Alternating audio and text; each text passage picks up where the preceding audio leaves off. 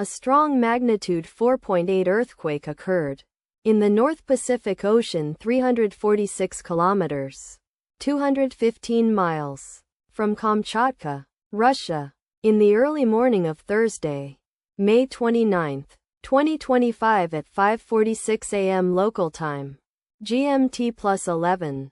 The quake had a very shallow depth of 26 kilometers, 16 miles, and was not felt, or at least not reported so.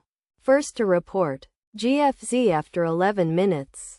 The earthquake occurred 17 weeks after a magnitude 5.1 earthquake had hit on Monday, January 27, 2025, at 1:37 a.m. local time. Asia, Kamchatka GMT +12.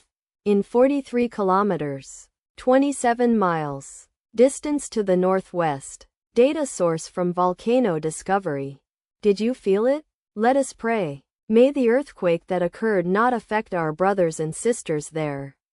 May the earthquake not happen again. And may God protect everyone. Amen.